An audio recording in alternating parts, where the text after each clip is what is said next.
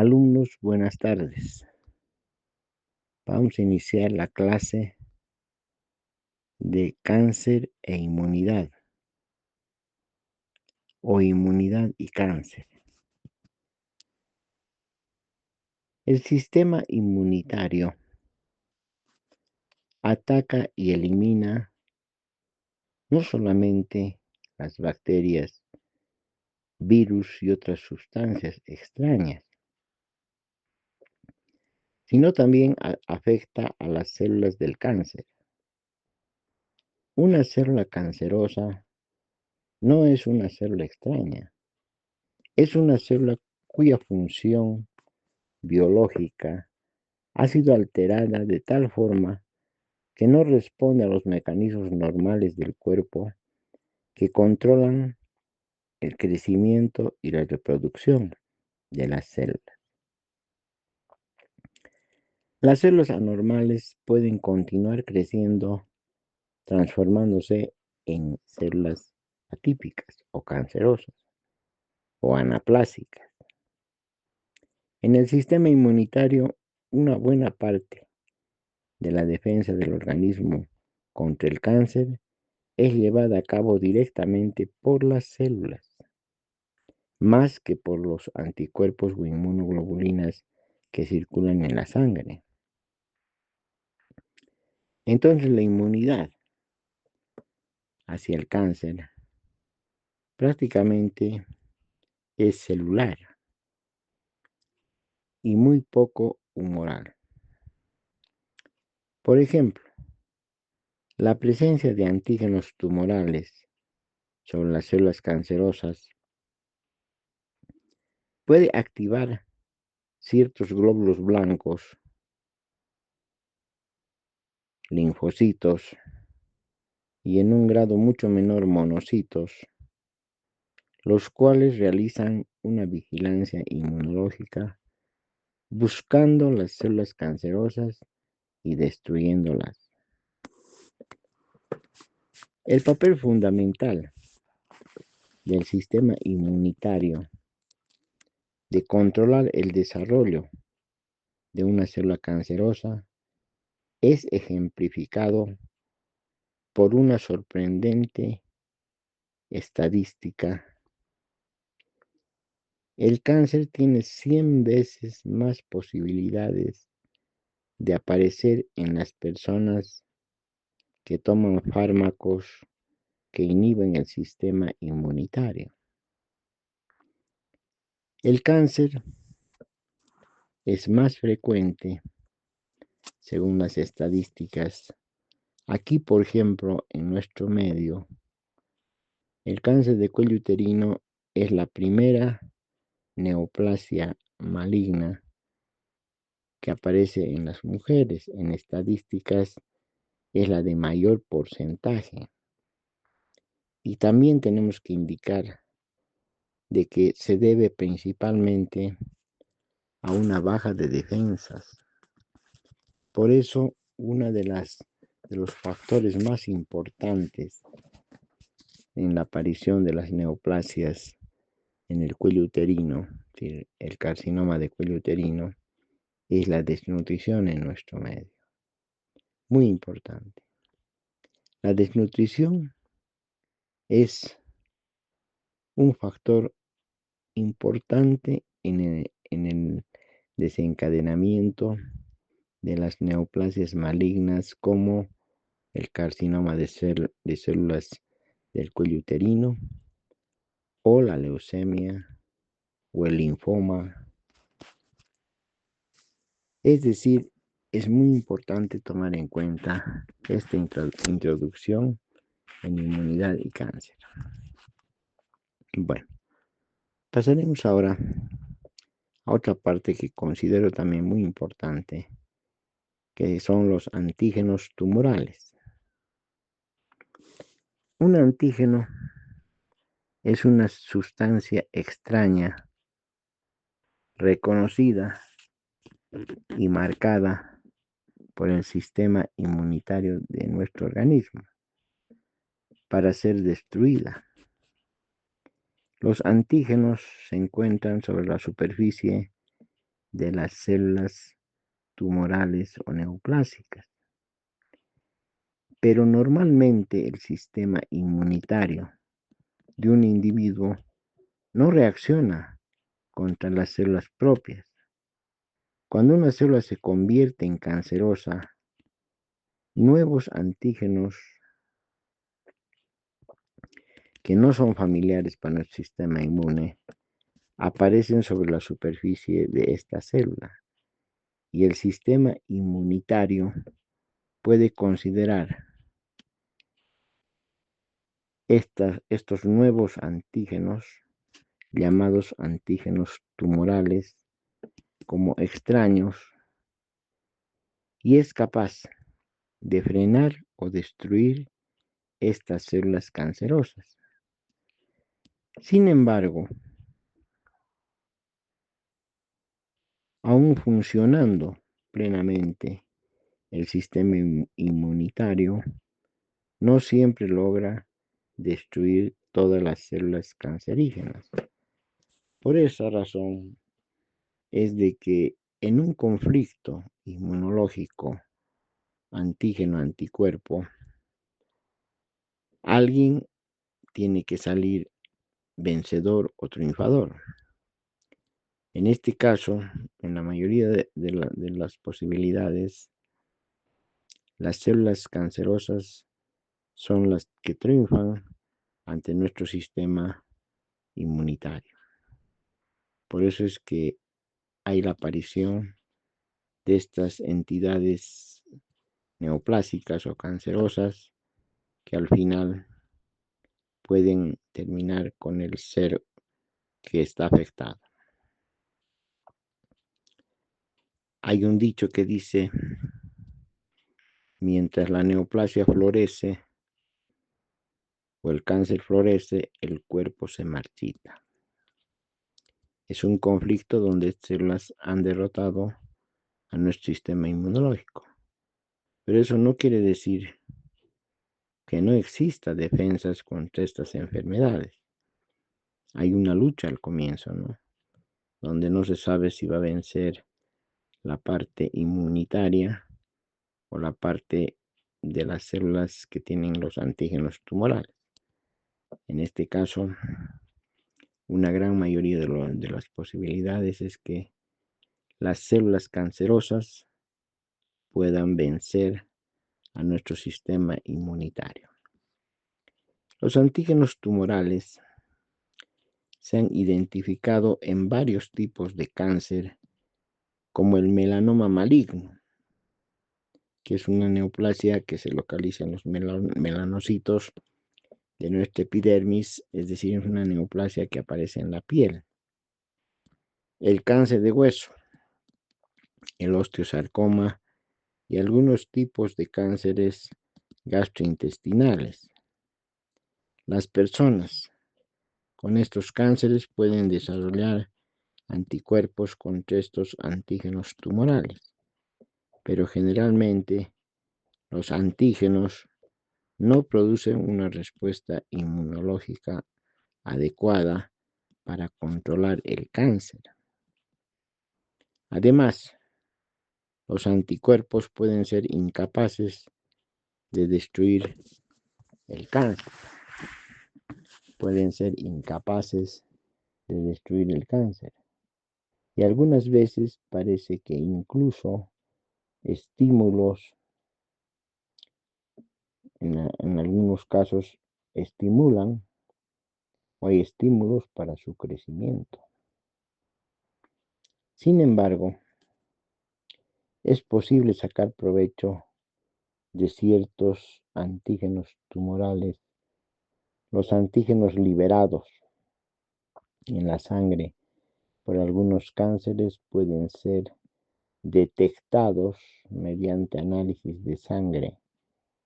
En ocasiones, estos antígenos se denominan marcadores tumorales.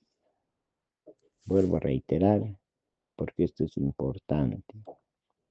En ocasiones, estos antígenos tumorales se denominan marcadores tumorales.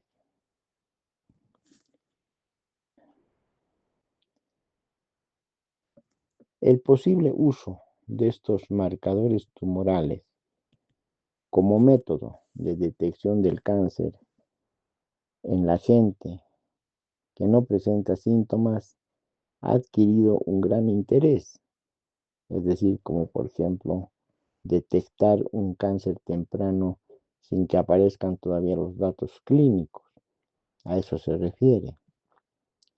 Sin embargo, debido a que los análisis en muchos casos son costosos y no muy determinantes, su uso en investigaciones sistemáticas es generalmente poco aconsejable para la mayoría de los casos. Pero yo quiero indicarles a ustedes que actualmente, cuando se sospecha de una neoplasia en cualquier sitio, en cualquier órgano, tiene que hacerse este estudio de los marcadores tumorales. No es determinante, como les he indicado hace poco, pero nos da algunas luces que nos puede ayudar para diagnosticar estas enfermedades. En cambio, son mucho más valiosos tanto en el diagnóstico como el tratamiento del cáncer. Por ejemplo, los análisis de sangre pueden ayudar a determinar si el tratamiento de un cáncer es efectivo. Muchas veces tenemos que acudir nomás a lo usual para diagnosticar una neoplasia, como es el examen anatomopatológico. Y lógicamente, con un diagnóstico casi certero, utilizamos estas pruebas de marcadores tumorales para ver cómo va el tratamiento de ese cáncer. Puede ser valioso, tanto en el diagnóstico como en el tratamiento del cáncer. Pueden ayudar si el tratamiento de un cáncer es efectivo, si está dando resultado, si el marcador tumoral desaparece de la sangre, la terapia probable ha sido eficaz. Si el marcador desaparece y más tarde reaparece, el cáncer probablemente o posiblemente ha reaparecido, ha vuelto una nueva recidiva de este cáncer. Podemos así especular con los marcadores tumorales. Ahora yo les voy a describir algunos marcadores tumorales con sus características. Por ejemplo, vamos a hablar del antígeno carcino embrionario o del marcador tumoral carcino embrionario. Es un antígeno tumoral o marcador tumoral que se encuentra en la sangre de las personas con cáncer de colon. El antígeno carcino embrionario también podemos encontrar en un cáncer de mama, de páncreas, de vejiga, de ovario y de cuello uterino.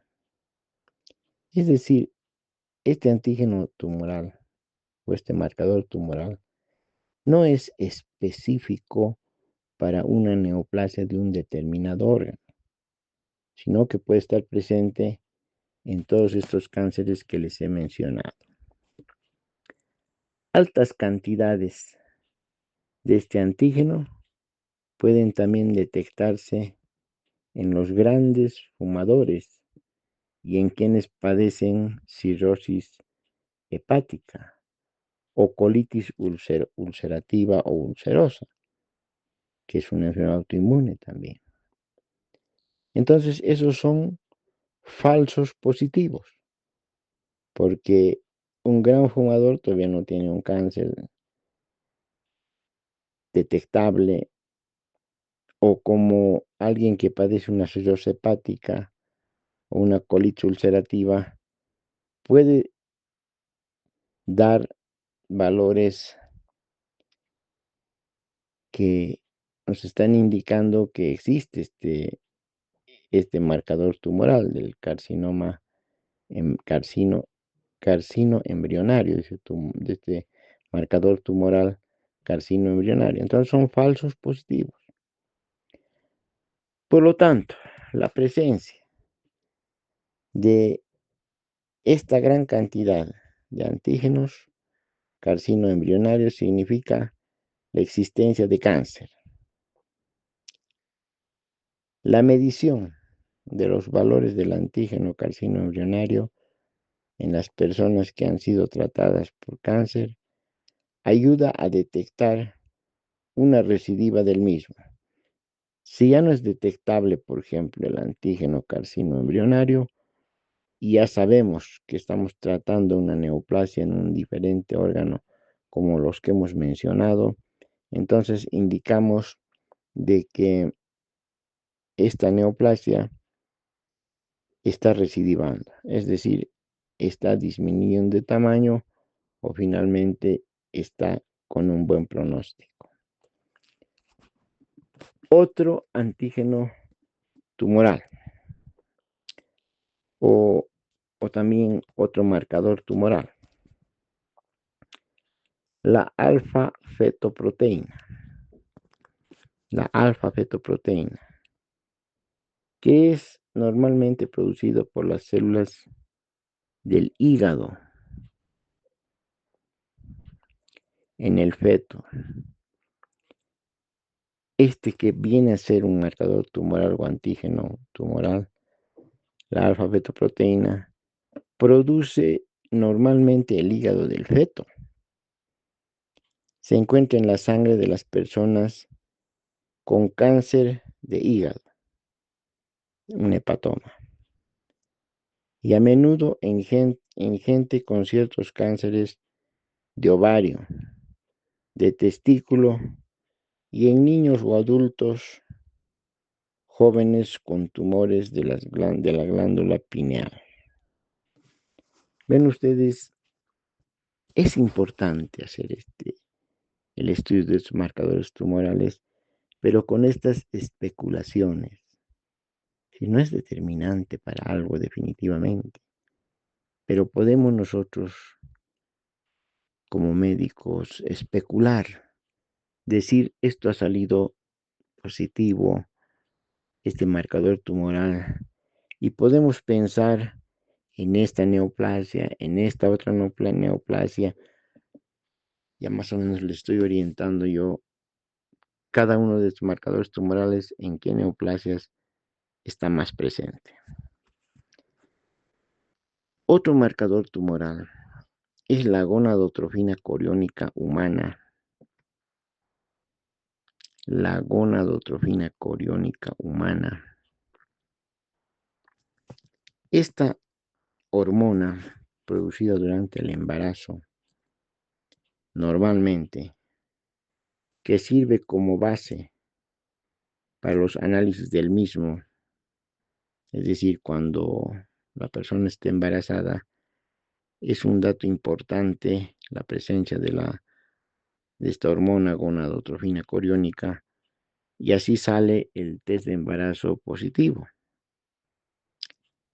También aparece en mujeres que tienen un cáncer originado en la placenta, como el coriocarcinoma, pero no en valores como se encuentra en el embarazo, sino en el coriocarcinoma se encuentra en valores exagerados, extremadamente altos.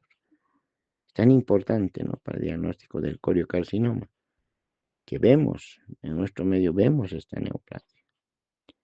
Y en varones con varios tipos de cáncer testicular. También, ustedes saben que también hay en los varones en el testículo el coriocarcinoma. Y también en otros tipos de cáncer de testicular puede estar aumentada la gonadotrofina coriónica humana. Y ya saben ustedes que está producido por la placenta y el varón en ningún momento puede tener placenta, pero cuando aparecen estas neoplasias, puede la gonadotrofina coriónica estar aumentada en los varones. En varios tipos de cáncer testicular. Esta hormona constituye un marcador tumoral muy útil en el control del tratamiento para estos cánceres, ya que ha ayudado a mejorar el porcentaje de cura en más de 95% de los casos. Es decir, cuando va disminuyendo los valores y al final cuando desaparecen, prácticamente el tratamiento oncológico está dando buen resultado. Así podemos calificar cuando los valores disminuyen o desaparecen. Bueno, existe otro antígeno marcador tumoral que es muy frecuente utilizado en nuestro medio.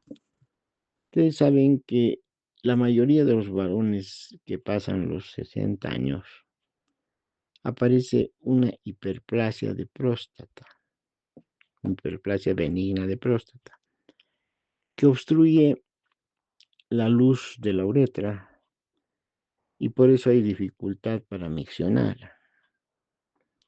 Entonces, es tan importante hacer este estudio de este marcador tumoral prostático, se llama antígeno específico prostático, que cuando son elevadas en los varones con crecimiento no cancerosos, benignos de la próstata, y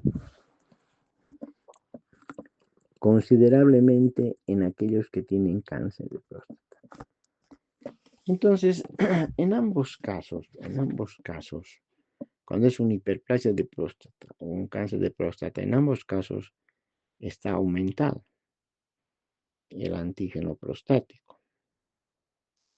Pero en la hiperplasia de próstata, el incremento de este marcador tumoral es mínimo.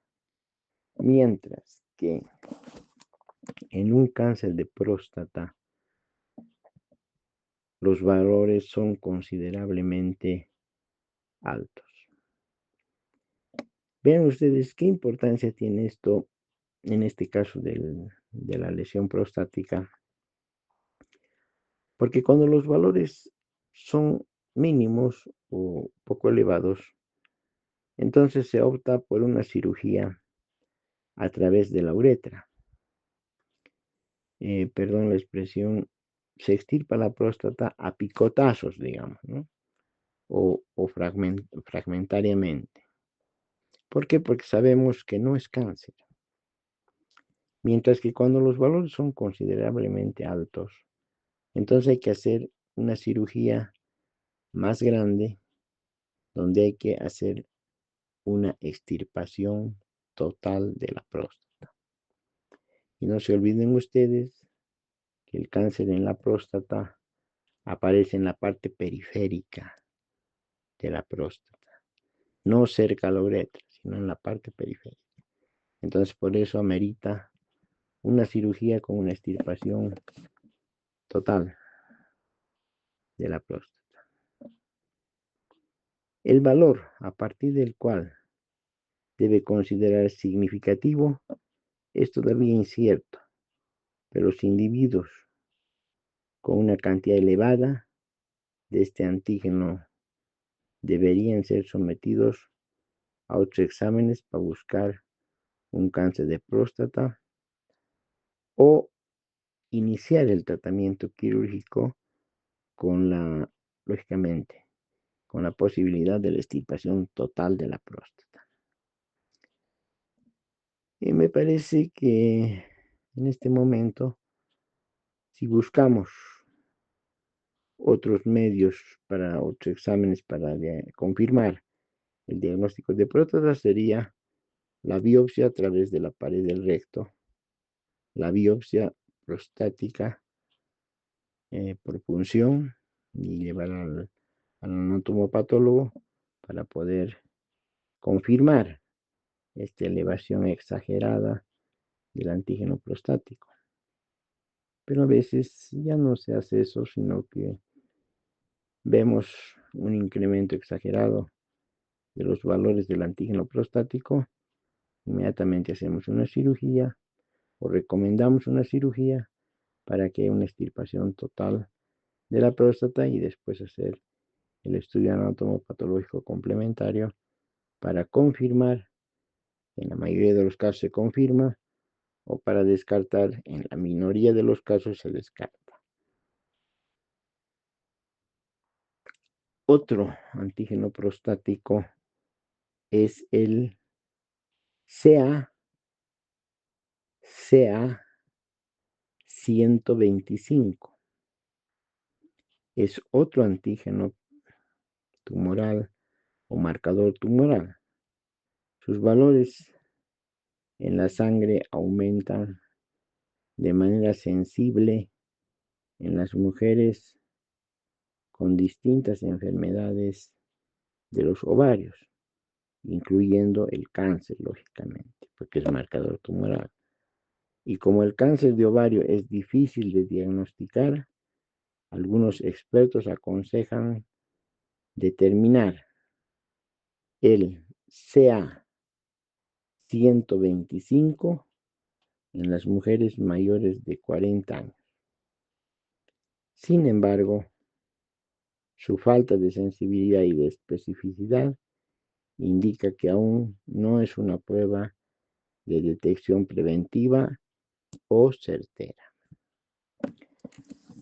Otros antígenos tumorales se encuentran en cantidades elevadas, como en el caso del CA15-3, CA15-3, que aparece en el cáncer de mama, el CA19-5 en el cáncer de páncreas.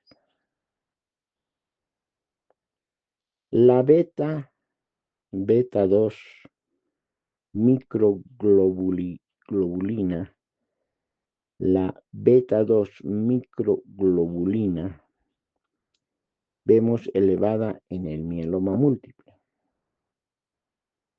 Y el otro marcador, el lactato deshidrogenasa en el cáncer testicular. Pero ninguno de ellos puede ser recomendado como prueba de detección precoz de cáncer. Ustedes saben que los pacientes muchas veces ya vienen con cánceres avanzados de cualquiera de los órganos que estamos mencionando. Sin embargo, son útiles para controlar la respuesta al tratamiento de un cáncer ya diagnosticado por anatomía patológica o biopsia.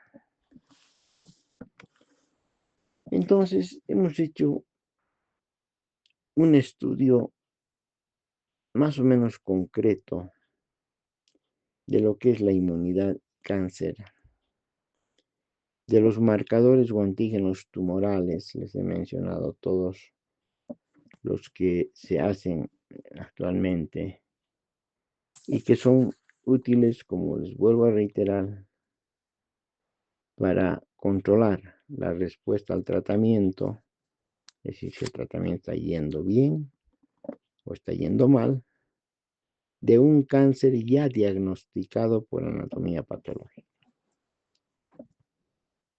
Ahora, pasaré a otro tema que es importante también hablar en inmunidad y cáncer, que es la inmunoterapia. La inmunoterapia. Los investigadores han desarrollado modificadores de la respuesta biológica para incrementar la capacidad del sistema inmunitario de encontrar y destruir el cáncer. Estas sustancias son empleadas para las siguientes funciones, es decir, en la inmunoterapia, ¿no? Primero, para estimular la respuesta antitumoral del organismo, aumentando el número de células asesinas de los tumores, o produciendo mensajeros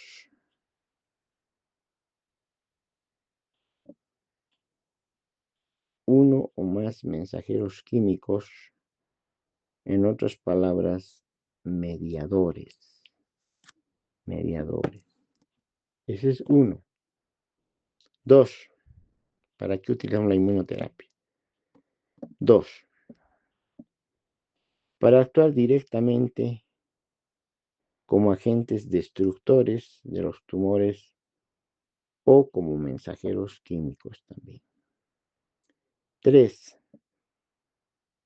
para frenar los mecanismos normales del cuerpo o del organismo que disminuyen la respuesta inmune.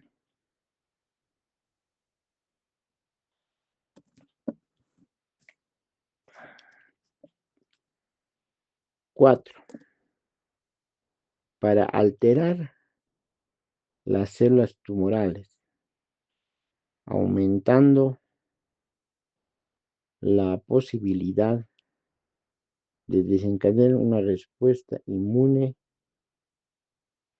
o haciéndolas más susceptibles de ser dañadas por el sistema inmune. Quinto, cada uno de estos conceptos tienen que entenderlos bien. Quinto, más o menos así vamos a entender. Quinto, para aumentar la tolerancia del organismo a la radioterapia. Es decir, aumenta nuestro organismo la tolerar la radioterapia. Para eso sirve la inmunoterapia. Y a las sustancias químicas utilizadas en la quimioterapia. O sea, a veces decimos nosotros que la quimioterapia está indicada en personas menores a 65 años y no utilizar en las mayores de 65 años. Pero a veces amerita hacer un tratamiento oncológico en personas que tienen 70 años, 75 años. Entonces, a esto viene el quinto punto. Para aumentar la tolerancia del organismo a la radioterapia y a las sustancias químicas utilizadas en la quimioterapia. Quiere decir, hacer que exista menos daño al organismo cuando se utiliza la radioterapia y la quimioterapia. Entonces, la inmunoterapia es para eso. Uno de los modificadores de las respuestas biológicas mejor conocidas y más ampliamente utilizadas es el interferón. El interferón. Casi todas las células humanas, casi todas las células humanas producen el interferón de forma natural. Pero, aquí viene el pero, también se pueden fabricar con técnicas biológicas de recombinación molecular. Aunque sus mecanismos de acción no son totalmente claros, el interferón es importante en el tratamiento de varios cánceres. Excelente respuesta, incluyendo algunas remisiones,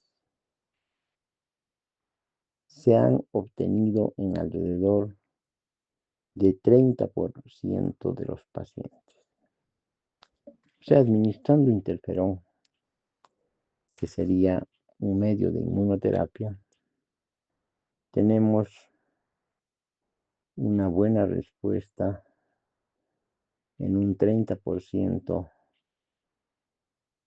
para que exista tolerancia en estos pacientes, por ejemplo, con sarcoma de Kaposi. Sarcoma de Kaposi es una neoplasia que se presenta en más del 90% en pacientes con SIDA, con inmunodeficiencia. También se denomina hemangiosarcoma, porque se origina en la pared de los vasos sanguíneos. En el 20% de los jóvenes con leucemia mieloide, también excelente respuesta con el interferón.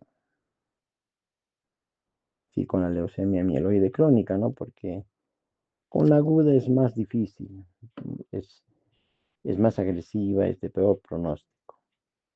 Y en el 15% de los pacientes con carcinoma de las células renales, también se ha visto una buena respuesta al tratamiento, incluyendo el interferón. Además, el interferón prolonga el periodo libre de las enfermedades en los individuos con mieloma múltiple, y algunos tipos de linfomas que están en remisión. Es decir, vean ustedes, casi específicamente les estoy hablando del interferón como una sustancia que está involucrada en una buena respuesta al tratamiento oncológico en estas enfermedades que les estoy mencionando. Bueno, es un poco complicado a veces que puedan comprender todos estos fenómenos inmunológicos, pero estoy tratando de explicarles pausadamente y concretamente. En la terapia con células asesinas, otra forma de inmunoterapia, se extraen algunos de los propios linfocitos de la persona, ¿no? Se extraen algunos de los propios linfocitos. Ustedes saben que es un tipo de células de leucocitos, el linfocito, de un paciente con cáncer. En el laboratorio, los linfocitos se exponen a una sustancia llamada interleucina 2, un factor de crecimiento del linfocito T, para crear células asesinas activadas por la linfoquina, las cuales son inyectadas nuevamente en la persona por vía intravenosa. O sea, no estamos administrando a otra persona, sino estamos introduciendo a la misma persona. Pero ya digamos unos linfocitos reforzados. Ya. Estas células tienen mayor capacidad que las células naturales del organismo para detectar y destruir las células cancerosas. Aunque cerca del 25 al 50% de la gente que tiene melanoma maligno o cáncer de riñón responden bien a la terapia de células asesinas activadas con linfoquina. Esta forma de terapia está aún realizándose en algunos casos experimentalmente y en otros ya más concretamente según la experiencia y el conocimiento que tenga el médico que está haciendo este tratamiento. Ahora, existe una terapia humoral, que son los anticuerpos. Más o menos esto me trae recuerdo a la inmunoterapia que se ha realizado en los casos del COVID. Cuando ha habido una neumonía como complicación del COVID, entonces se ha utilizado anticuerpos, es decir, el plasma de un paciente que ha enfermado con el COVID y que ha salido adelante. Entonces, estos anticuerpos se han inyectado a los pacientes que estaban graves con esta enfermedad. Es decir, como el suero hiperinmune, decían, ¿no? Suero hiperinmune o inmunoterapia. Entonces,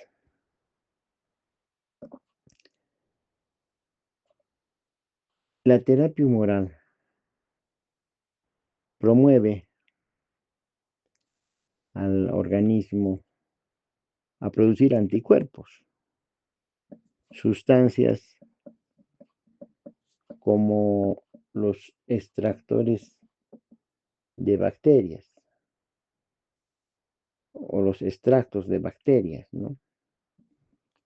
De la tuberculosis, debilitados, atenuados, que se sabe aumentan la respuesta inmune. Han sido probados con algunos cánceres. Vean ustedes. Por ejemplo, los extractos de bacterias de la tuberculosis debilitadas, que se sabe aumentan la respuesta inmune, han sido probadas en algunos cánceres, inyectando la bacteria de la tuberculosis directamente en un melanoma. Casi siempre se produce un retroceso del cáncer, es decir, una disminución de la neoplasia que afecta a alguna persona. Es decir, con resultados, en otras palabras, favorables. En algunas ocasiones, este efecto se observa también en los tumores que se han extendido hacia otras partes del cuerpo, por ejemplo, metástasis. Algunos médicos han usado también con éxito las bacterias de la tuberculosis para controlar el cáncer de vejiga, que no ha invadido aún la pared de la misma, o sea que está en la mucosa todavía, ¿no? O en la parte superficial de la vejiga. Pero no se olviden ustedes que son bacterias de la tuberculosis debilitadas, atenuadas, las que se utilizan. No es como un virus, por ejemplo, una vacuna. Una vacuna es un virus atenuado, más o menos así es lo que tienen que comprender, que se está utilizando para promover la formación de anticuerpos para que puedan afectar a estas neoplasias que les he mencionado. Existe otra respuesta experimental que consiste en unir los anticuerpos específicos contra el tumor con los fármacos anticancerosos, es decir, mezclar los anticuerpos que pueden ser específicos para una determinada lesión contra el tumor, mezclarlos con los fármacos anticancerosos o antitumorales. De este modo, los anticuerpos sintetizados en el laboratorio e inyectados a una persona guían a los fármacos hasta las células cancerosas. Es decir, los llevan hasta las células cancerosas. Los dirigen, les agarran su mano, entre comillas, para llevarlos hasta el sitio donde tienen que actuar exactamente. Por otra parte, otros anticuerpos creados en el laboratorio pueden adherirse a la vez a las células cancerosas y a los linfocitos asesinos, lo que lleva a la destrucción de la célula cancerosa. Hasta ahora tal investigación no ha podido aplicarse de forma amplia en ningún esquema de tratamiento de los cánceres. Investigaciones recientes abren esperanzas para el desarrollo de nuevos tratamientos. Algunos de ellos usan partes de oncogenes, imagínense ustedes, que son importantes en la regulación y en el crecimiento celular. Bueno, en esta clase he tratado de que puedan comprender los aspectos de inmunidad y cáncer, los marcadores tumorales, es decir, lo estoy resumiendo en 3 partes, ¿no? Inmunidad y cáncer, marcadores tumorales y la inmunoterapia. Soy el doctor Augusto Castillo Murillo y he querido darles a conocer este tema con los conocimientos adquiridos, con la experiencia que tengo de muchos años de médico y con el afán de hacer una sinopsis para que ustedes fácilmente puedan considerar y aprender este tema. Yo sé que no es fácil, pero poniéndole un poquito de atención a mi clase, van a poder comprender con mayor detalle lo que he querido decirles. Muchas gracias por su atención.